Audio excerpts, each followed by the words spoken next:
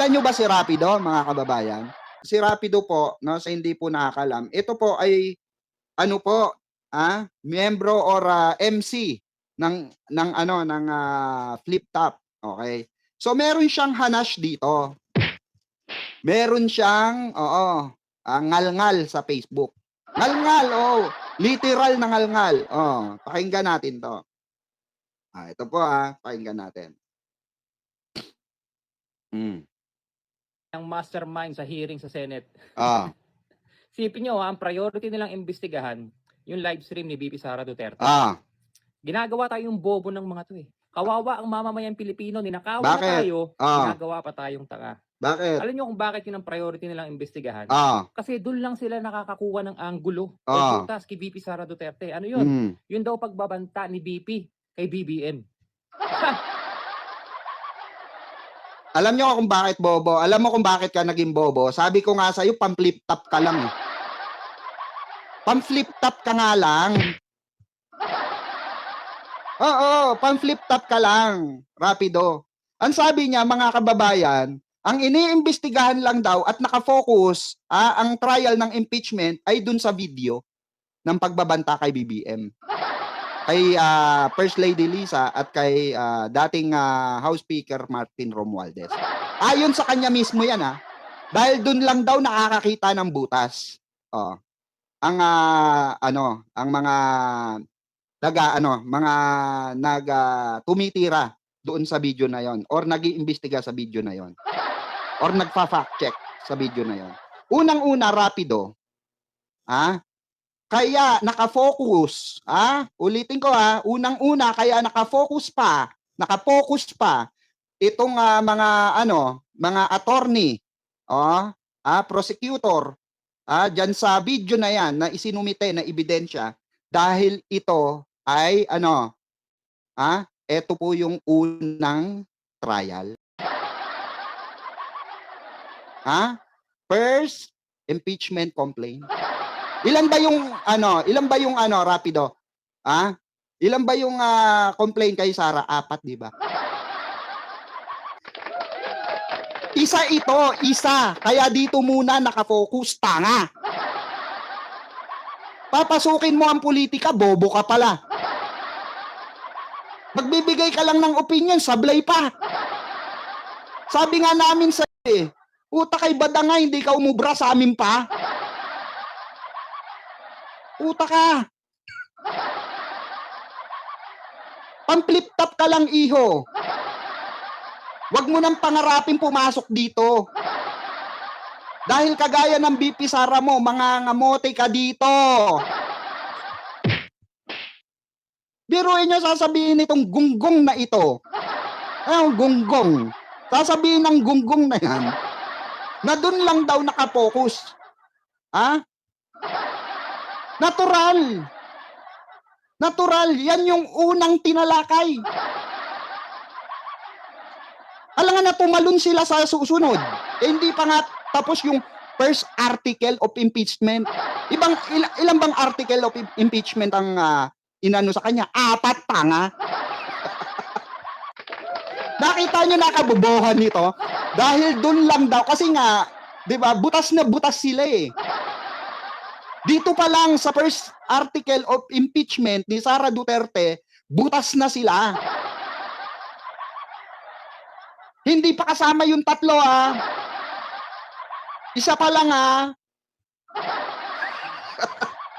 Umiiyak na yung gago. Sabi niya nakatutok lang daw ang Senado dito. Dito sa iisang article na to. Natural, alangan, hindi pa nga tapos ang Article 1 of impeachment, alangan na tumalo na sa pangalawa. Bobo lang o bobo talaga? Pinipilit niya maging kagaya natin. Pinipilit niya maging political analyzer. Puta, sa simpleng debate nga kay Nico David, di ka nananalo. Nagpupumilit ka pa dito. Sabi nga namin, pam-flip top ka lang, iho. Hindi kaya magpulot ka na lang ng talaba sa inyo. Total taga Cavite ka naman. Di ba? Oh. Para may magawa ka. Kasi dito sa larangan namin, bilang political vlogger, hindi ka uubra. Lalo na kung DDS ka. Ni isa ba sa DDS vlogger may pumalag sa amin? Ni isa ba na DDS vlogger may nanalo sa amin? Nagpartida, nagkakalye kami. Marami kami nakakadebate sa kalye ng mga DDS pero 5 kamote. Paano pag nilatagan mo na ng ebidensya, sasabihin nila, basta Duterte kami. Kasi nalatagan mo na ng ebidensya, ang sisigaw na lang, Duterte pa rin kami. Wala na silang masasabi. Di ba? Real talk. Oh, di ba? Okay natin yung kagaguhan nito. Oy, shoutout sa INC dyan ha. Membro nyo, nagkakalat sa social media. Nagpapakadulubhasa bilang isang interpreter ng kabobohan ng DDS. Pakinggan nyo. Yun lang. Pero sige. Tuloy natin. Isipin nyo yung video na yun, yun ay damdamin ni BP Sara Duterte. Damdamin daw! Nag-confess siya na merong nangyayaring korupsyon sa administration. Yun ay naging behavior niya. That was hypothetical and conditional. Tama! Diba siya na umamin? Yun daw yung kondisyon ng BP nila. Hypothetically daw. Yun nga ang question doon, tanga ka. Dahil yung ganong behavior, hindi dapat yun behavior ng Vice President, tanga ka. Nakita mo ba si BBM may behavior na ganyan? Di ba kayong mga DDS lang? Tapos sasabihin mo, hypothetical pa. Yun na nga yung question dun eh. Hypothetical. Hindi mo deserve umupo sa posisyon kung meron kang mental issue. Hindi ka pwede sa posisyon na mataas dahil mag-handle ka ng pinakamalaking pinakamalaking sakop ng kamay mo. Buong bansa, hindi barangay, hindi syudad, buong bansa, tanga. Luzon, Visayas, Mindanao, bobo ka. Tapos sasabihin mo hypothetical. Hypothetical. Yung sinasabi mo rin, hypothetical, pang idiot talaga. Di ba? Sasabihin niya, yun yung nasa sa loobin ni BP Sara eh. Yun na nga eh. Yun nga yung hindi pwede. Yun nga yung kine-question ng ng saligang batas. Na hindi ka pwedeng ganyan. So pagka pwede ka maglabas ng so pwede pala maglabas ng saloobin. Pwede pala maglabas ng saloobin lahat ng sangay ng pasahod sa gobyerno. Pwede magsabi na pag pinapatay ako ni Rapido, pag napatay ako, patayin mo si Rapido, pwede ko rin sabihin mo. Pag may nangyari sa akin, patayin mo si Rapido, pwede 'yon. Ibanta nga lang. Pilit nilang ginagawa ng excuse yung maling mentality. Kasi bakit? Naiintindihan nila kasi ganun sila ka-abnormal. Di ba? Real talk. Ganun sila ka-abnormal. Hindi nila naiintindihan ng tama yung mga tamang bagay. Tamang pananalita. Tamang pag-iisip, tamang estratehiya, 'di ba? Tamang pagsuporta,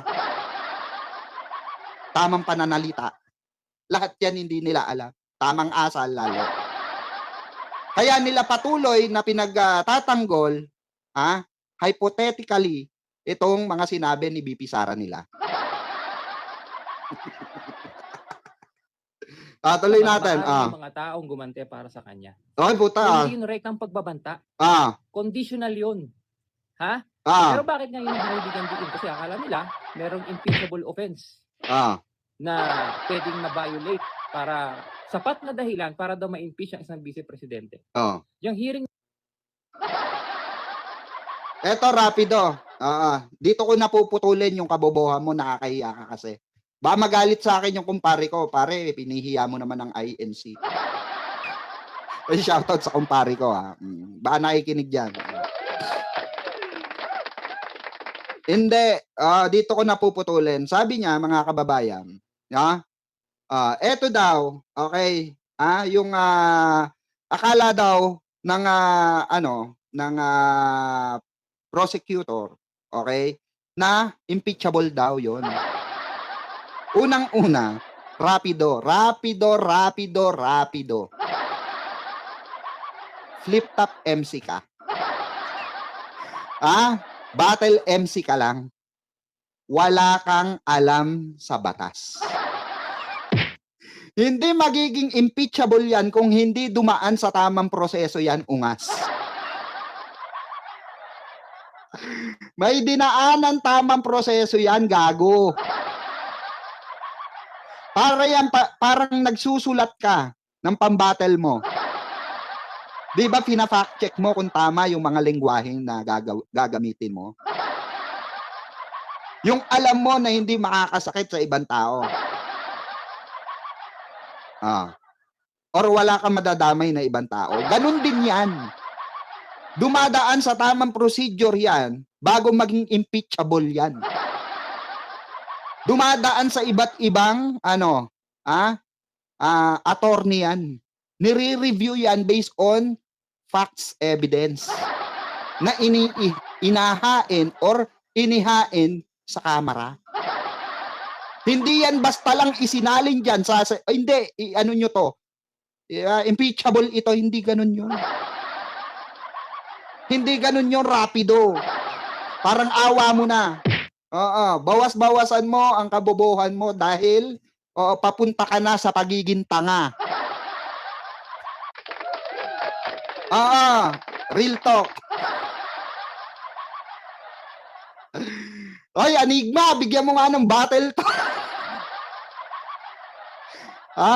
Nananawagan tayo kay Enigma. Enigma, please, bigyan mo ng battle to, naboboring.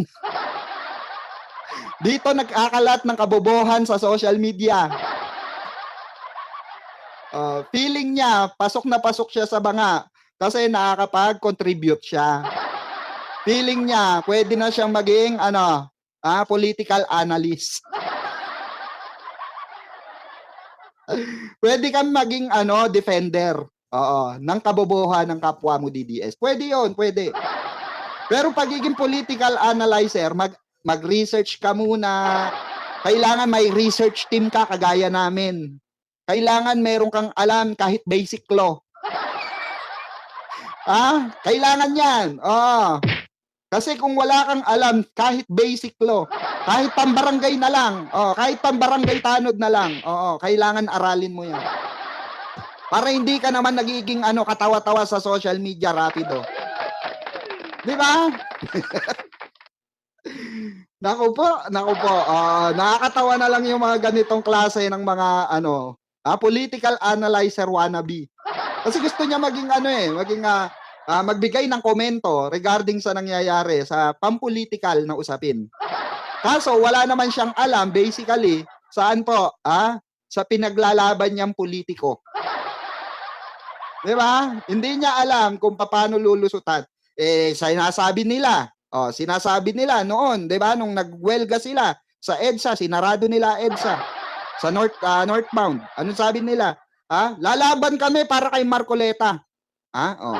Hindi raw sila aalis. Hanggat di nababa si Pangulo, nangyari ba? Nakulong si Marcoleta, may nagawa ba sila? Hindi, real talk, may nagawa ba sila?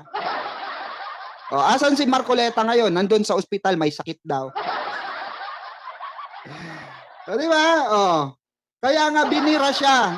Eto, makinig kayo. INC. Sa mga bobo lang naman. Sa mga bobo lang. Hindi kagaya ni Katonying. Si Katonying matalino. Sa mga bobo lang.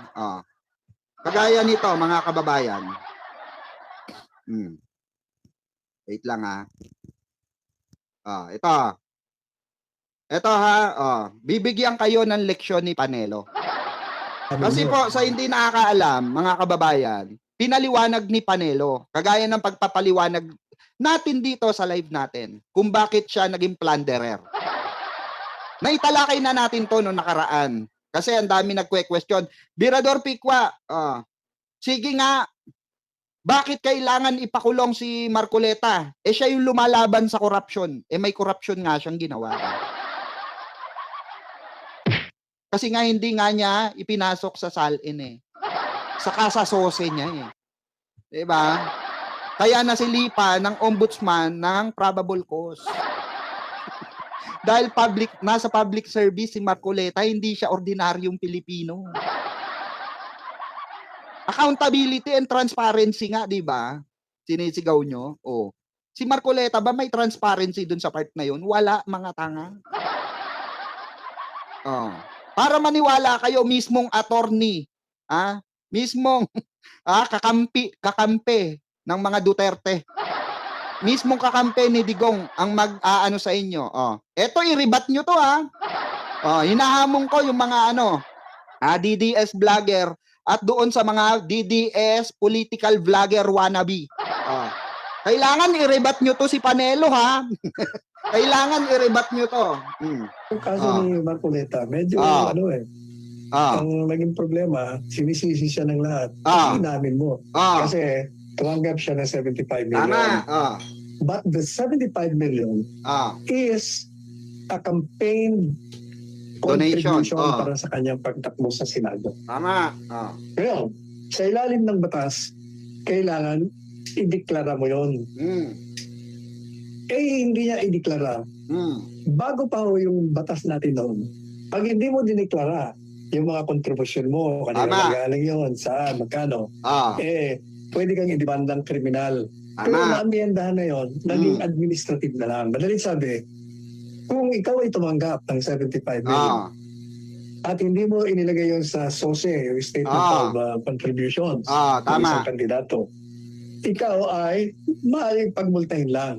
Yun lamang, administrative lang Ang naging depensa niya, teka muna, wala pa namang kampanya hindi pa ako kandidato noon.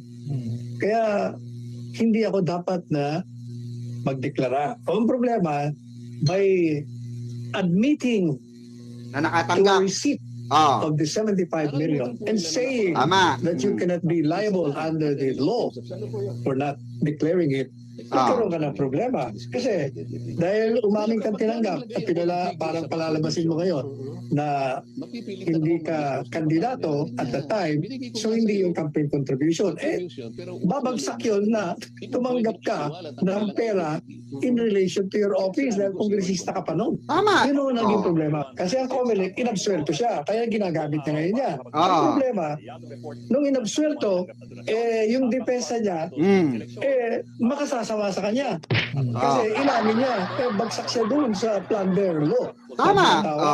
Yung kaso ni Marcoleta, medyo Naintindihan nyo na mga DDS, hindi pa rin. I-rebat nyo ngayon, dahil hindi nyo naintindihan, i-rebat nyo ngayon, sino? I-rebat nyo ngayon si Panelo. Ang linaw-linaw kasi ng batas. Tapos ang pinupukol nila ng INC, kay Pangulong Bongbong Marcos, bakit yung Pangulo yung bangag?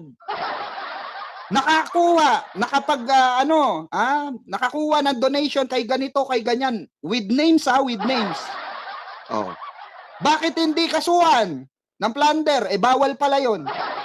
Bawal kung hindi mo in-issue, sa SOSE mo. Na-issue nga ni Pangulo Campaign donation nga Kaya nga meron kayong kopya ng mga pangalan. Kay Marcoleta nga, hindi namin alam Kasi nga, hindi nga niya sinabi kung sinong mga nag-donate Wala nga dun sa SOSE niya, mga tanga. Kaya nga dun siya nasilip, ng ombudsman na plunder case yung may isasampa sa kanya. Ngayon, habulin nyo yan sa Sandigang Bayan. Huwag sa social media. Tama, mali. Kasi walang hustisya sa social media. Amen? Amen. Di ba? Alam nyo, meron dito sa social media, publicity. At yung publicity, hindi niyan pwede panghawakan, yung stand nyo. Saan po? Sa legal na proseso. Malinaw na ba? Si Panelo na mismo, kaalyado nyo to. Kaalyado nyo to, mga DDS. Ba't hindi nyo maribat si Panelo? Kasi pinaliwanag ni Panelo, di ba? Malinaw na malinaw. Malinaw pa sa sikat ng araw. Malinaw pa sa iniinom mong mineral water ngayon. Na yung ginawa ni ayun na nga sabi ni Panelo, di dapat, nag-ano ka na lang. Di ba? Nag-penalty ka na lang. Hindi ka pa papasok sa kasong plunder. Hindi nilaban niya eh. Oh. Ngayon, nakasuhan ng plunder, asan kayo? Hindi, real talk, asan kayo? Alam nga nasamaan nyo sa oblo si Panot. Diba? Hindi nyo naman masamaan si Panot sa loob. Pero sa social media, ngal-ngal kayo ng ngal-ngal. Ano mapapala nyo sa social media? Kahit na magbubong nga kayo dyan, wala kayong magagawa. Dahil sandigang bayan, ang hahatol sa kanya. Diba?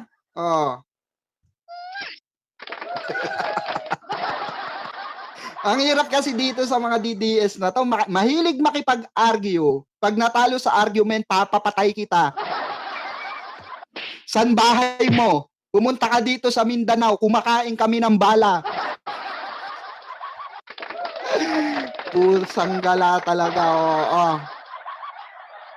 Di ba? Literally, yan na lang ang sinasagot ng mga DDS na talunan. Di ba? Kasi bakit? Bakit sila nagiging talunan? Easy lang. Very simple, wala silang basihan. Ang batayan po nila sa pakikipagdebate when it comes to politics issue, pananaw ko. Yun ang pananaw ko eh. Hindi pa pwede, pag makikipagdebate ka, yung pananaw mo lang. Hindi pa pwede yung hypothetical na gusto mo lang. Kagaya ng sinasabi ni Rapido. Hypothetically, yun daw yung saloobin ni BP Sara nila. Kaya may threat.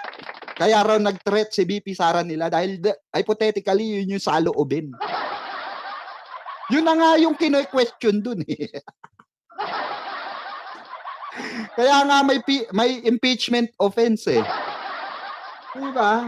Gago. We do that better than anybody. I bet you got it twisted, you don't know who to trust. So many player hating niggas trying to sound like us.